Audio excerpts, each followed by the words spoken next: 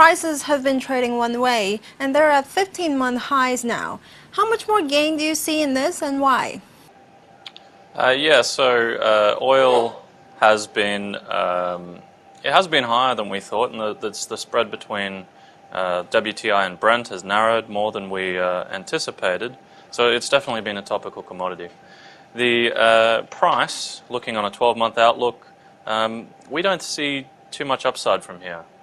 Looking at Western world or non-OPEC production, we're looking at supply to expand at a faster pace than demand.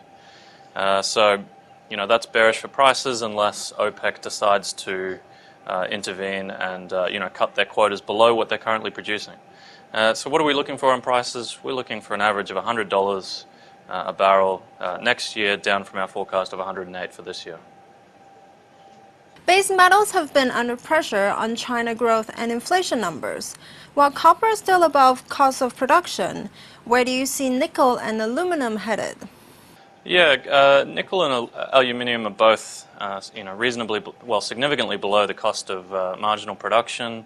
And I think there's two stories here. For nickel, you are going to be seeing the high-cost mines under pressure. So expect some production cuts in the months ahead, and the markets to tighten. A price at around $6 a pound, I don't think is sustainable going forward. Aluminium, however, that commodity usually is happier to sit below the marginal cost of production.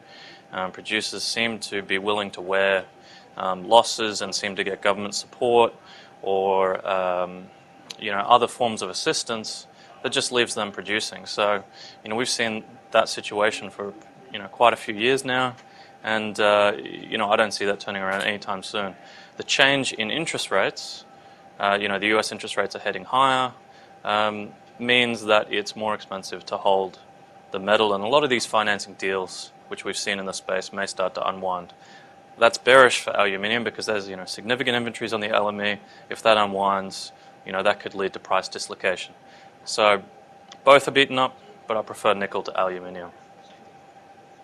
Iron ore prices, while off their lows, still seem to be under pressure on weak China demand. How is the trade picking up in the metal?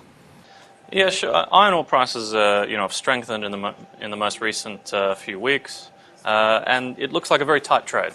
We look across a lot of indicators, and they're all exhibiting that trade tightness, and it's in line with what we would expect at this time of year. We are at the peak production rate season for steel production in China. So that leads to trade tightness usually, but now we are just about to pass that. We're entering Q3. Production rates are going to start abating. Got a supply surge coming. So prices should hold up for another, month or 6 weeks. But after then, we are very cautious on prices. We're looking for another correction towards maybe September, October, and prices to go below $100 a ton.